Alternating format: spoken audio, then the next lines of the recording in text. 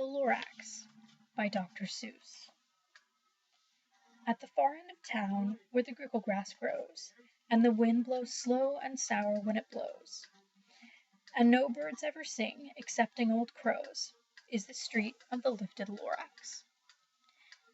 And deep in the grickle grass, some people say, if you look deep enough you can still see today where the Lorax once stood, just as long as it could, before somebody lifted the Lorax away. What was the Lorax, and why was it there? And why was it lifted and taken somewhere, from the far end of town where the grass grows? The old Onceler still lives there. Ask him. He knows. You won't see the Onceler. Don't knock at his door. He stays in his lurkum on top of his store. He lurks in his lurkum, cold under the roof, where he makes his own clothes out of muffled moof. And on special dank midnights in August he peeks out of the shutters, and sometimes he speaks, and tells how the Lorax was lifted away. He'll tell you, perhaps, if you're willing to pay. On the end of a rope he lets down a tin pail, and you have to toss in 15 cents and a nail, and the shell of a great-great-great-grandfather's snail. Then he pulls up the pail and makes most careful count, to see if you paid him the proper amount. Then he slides what you've paid him away in his snub, his secret strange hole in his grubulous glove. Then he grunts, I will call you by whisper-mophone, for the secrets I tell are for your ears alone. Schlurp! Down schlups the whisper-mophone to your ear, and the old Onceler's whispers are not very clear, since they have to come down through a snurgly hose, and he sounds as if he had smallish bees up his nose. Now I'll tell you, he says, with his teeth sounding gray, how the Lorax got lifted and taken away. It all started back, just such a long, long time back. Back in the days when the grass was still green, and the pond was still wet, and the clouds were still clean, and the song of the swami swans rang out in space, one morning I came to this glorious place. And I first saw the trees, the truffula trees, the bright-colored tufts of the truffula trees, mile after mile in the fresh morning breeze. And under the trees I saw brown barbaloots, frisking about in their barbaloot suits, as they played in the shade and ate truffula fruits. From the ripulous pond came the comfortable sound of the humming fish humming, while splashing around. But those truffula trees, all my life I've been searching for trees such as these. The touch of their tufts was much softer than silk, and they had the sweet smell of fresh butterfly milk. I felt a great leaping of joy in my heart. I knew just what I'd do. I unloaded my cart. In no time at all I had built a small shop, where I chopped down a truffula tree with one chop. And with great skillful skill and with great speedy speed, I took the soft tuft, and I knitted a thneed. The instant I'd finished, I heard a gazump. I looked. I saw something pop out of the stump, the tree I'd chopped down. It was sort of a man. Describe him? That's hard. I don't know if I can. He was shortish and oldish and brownish and mossy, and he spoke with a voice that was sharpish and bossy. Mister, he said with a sawdusty sneeze, I am the Lorax. I speak for the trees. I speak for the trees have no tongues, and I'm asking you, sir, at the top of my lungs. He was very upset, as he shouted and puffed. What's that thing you've made out of my truffula tuft? Look, Lorax, I said, there's no cause for alarm. I chopped just one tree. I'm doing no harm. I'm being quite useful. This thing is a thneed. A thneed's a fine something that all people need. It's a shirt, it's a sock, it's a glove, it's a hat, but it has other uses, yes, far beyond that. You can use it for carpets, for pillows, for sheets, or curtains, or covers for bicycle seats. The Lorax said, Sir, you are crazy with greed. There is no one on earth who will buy that fool thneed. But the very next minute I proved he was wrong, for that minute a chap came along, and he thought that the thneed I had knitted was great. He happily bought it for $3.98. I laughed at the Lorax. You poor stupid guy. You never can tell what some people will buy. I repeat, cried the Lorax, I speak for the trees. I'm busy, I told him. Shut up, if you please. I rushed across the room, and in no time at all built a radiophone. I put in a quick call, I called all my brothers and uncles and aunts, and I said, "Listen here, here's a wonderful chance for the whole Onceler family to get mighty rich.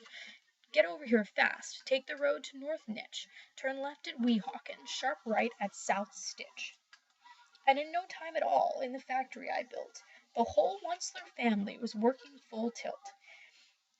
We were all making thneeds, just as busy as bees, to the sound of the chopping of truffula trees.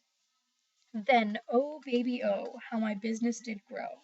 Now chopping one tree at a time was too slow, so I quickly invented my super axe hacker, which whacked off 4 truffula trees at one smacker. We were making thneeds 4 times as fast as before, and the Lorax, he didn't show up anymore.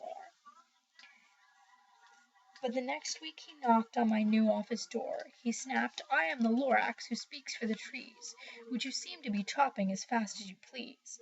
But I'm also in charge of the brown barbaloots, who played in the shade in their barbaloot suits, and happily lived eating truffula fruits. Now, thanks to your hacking my trees to the ground, there's not enough truffula fruit to go round, and my poor barbaloots are all getting the crummies, because they have gas and no food in their tummies. They loved living here, but I can't let them stay. They'll have to find food, and I hope that they may. Good luck, boys," he cried, and he sent them away. I, the Onceler, felt sad as I watched them all go. But business is business, and business must grow, regardless of crummies and tummies, you know. I meant no harm, I most truly did not, but I had to grow bigger, so bigger I got. I biggered my factory, I biggered my roads, I biggered my wagons, I biggered the loads of the thneeds I shipped out. I was shipping them forth, to the south, to the east, to the west, to the north. I went right on biggering, selling more thneeds, and I biggered my money, which everyone needs. Then again he came back. I was fixing some pipes, when that old nuisance Lorax came back with more gripes. "I am the Lorax," he coughed and he whiffed. He sneezed and he snuffled, he snargled, he sniffed. "Onceler," he cried with a querulous croak, "Onceler, you're making such smogulous smoke. My poor swabby swans, why they can't sing a note. No one can sing who has smog in his throat." "And so," said the Lorax, "please pardon my cough, they cannot live here, so I'm sending them off. Where will they go? I don't hopefully know. They may have to fly for a month or a year, to escape all the smog you've smogged up around here." "What's more," snapped the Lorax, his dander was up, "let me say a few words about Gluppity Glup. Your machinery chugs on day and night without stop, making gluppity glup, also schloppity schlop. And what do you do with this leftover goo? I'll show you, you dirty old Onceler man, you. You're glupping the pond where the hummingfish hummed. No more can they hum, for their gills are all gummed. So I'm sending them off. Oh, their future is dreary.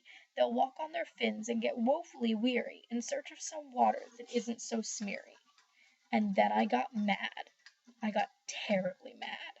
I yelled at the Lorax, "Now listen here, Dad. All you do is yap yap and say bad, bad, bad, bad, while I have my rights, sir, and I'm telling you I intend to go on doing just what I do. And for your information, Lorax, I'm figuring on biggering and biggering and biggering and biggering, turning more truffula trees into thneeds, which everyone needs." And at that very moment we heard a loud whack.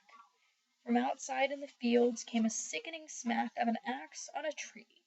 Then we heard the tree fall, the very last truffula tree of them all. No more trees, no more thneeds, no more work to be done. So in time my uncles and aunts, every one, all waved me good-bye. They jumped into my cars and drove away under the smoke-smothered stars. Now all that was left, 'neath the bad-smelling sky, was my big empty factory, the Lorax, and I. The Lorax said nothing, just gave me a glance, just gave me a very sad, sad backward glance as he lifted himself by the seat of his pants. And I'll never forget the grim look on his face when he hoisted himself and took leave of this place, through a hole in the smog, without leaving a trace. And all that the Lorax left here in this mess was a small pile of rocks, with one word, unless. Whatever that means, well, I just couldn't guess. That was long, long ago, but each day since that day I've sat here and worried away. Through the years while my buildings have fallen apart, I've worried about it with all of my heart. But now, says the Onceler, now that you're here, the word of the Lorax seems perfectly clear. Unless someone like you cares a whole awful lot, nothing is going to get better. It's not. So, catch, calls the Onceler. He lets something fall. It's a truffula seed. It's the last one of all. You're in charge of the last of the truffula seeds, and truffula trees are what everyone needs. Plant a new truffula. Treat it with care. Give it clean water and feed it fresh air. Grow a forest. Protect it from axes that hack. Then the Lorax and all of his friends may come back.